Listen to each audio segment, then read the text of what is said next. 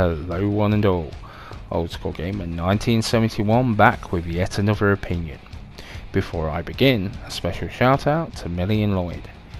If you enjoy what you hear, like, share, comment and subscribe. Share the word if you would, as it would make my day. Today's topic is physical media versus download. It is all in the price.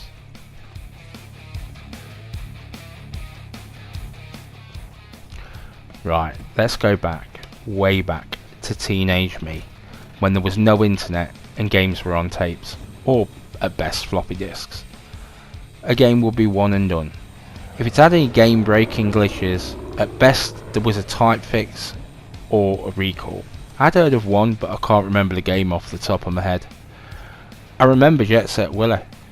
There was a glitch that meant you couldn't complete the game. Now, rather than fixing it, they added a few rooms and called it Jet Set Willy 2 The Final Frontier. We get update after update. Admittedly, the games don't always get fixed, but at least it's better than what we had back then. Fast forward from Amstrad CPC to PlayStation 3 and we start to get smaller titles, kind of like the budget range on Amstrad, a la downloads. It gave smaller companies a chance to release those smaller titles. This also means more games. I was happy as hell with Super Stardust HD, Pixel Junk Monsters, Super Rub-a-Dub. I spent hours on Super Rub-a-Dub, and Grip Shift, none of which released on disc. These were cool little games, and sometimes I plugged my PlayStation 3 back in to just have a blast on these titles. Along the way they started to put the AAA games on the stores. The problem was, they were massively overpriced when compared to retail and online, sometimes over £20 above the retail price. To me, they should be cheaper, no manufacture costs.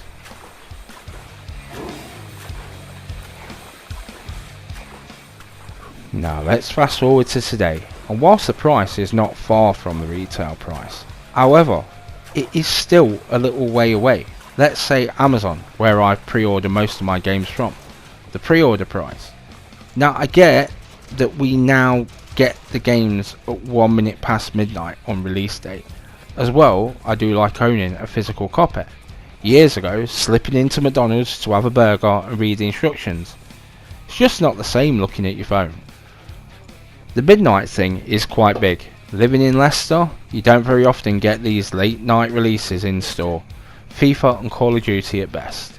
As such, having the game on your system and can start playing, just having gone past that little bit past midnight, because you can set your console to download it earlier so you can play it straight away.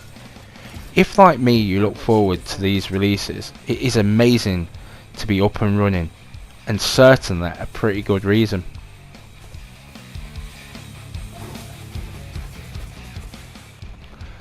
But now comes the big but, and what a but it is.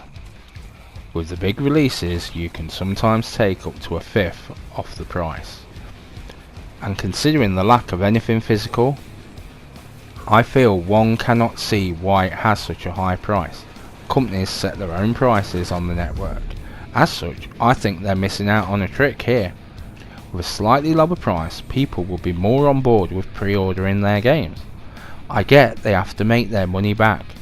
But if you think that they cannot overprint the numbers of copies of the game, leading to physical copies being sold cheap, this could be a way to get better returns for less of an outlay. Now I get the price is getting better and better. The game Generation Zero is actually cheaper on the store, but not everything is.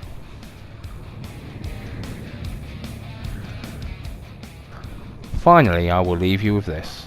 I on average pre-order around 15 games a year. Resident Evil 2, which was pre-ordered from Amazon, come release day was $37.99. Right now on the store, Resident Evil 2 is $44.99. That's £7 difference. That's £105 a year. Even now, it's $39.99 on Amazon. That's still £5 difference. I get that this is about business and you need to make profits for developers' survival, except it makes little sense. and money must be lost doing what they have for years. There is no way that they get the number perfect for the number they need to make for retail release. Maybe instead they should think about it and give a little back to the consumer. After all, the person pre-ordering is the hardcore gamer, the one who would play it after midnight. If they want to see gaming go digital, then give us a reason. Lower the price, lower than the internet price. I really don't see it getting to the next level until then. One last thing I would like to point out. IO Software done something really cool with the Hitman 2 game recently. They gave you money off if you purchased the original. Yes, it's only a £5, but it is something to acknowledge my loyalty, which made me respect the game developer a lot more. Come on developers, give us a reason to pre-order our games digitally. My wallet is rumbling.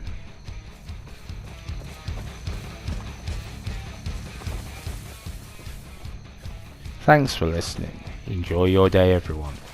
If you enjoyed today's opinion, there is plenty more content like this on my channel. This is Old School Gamer 1971 signing off.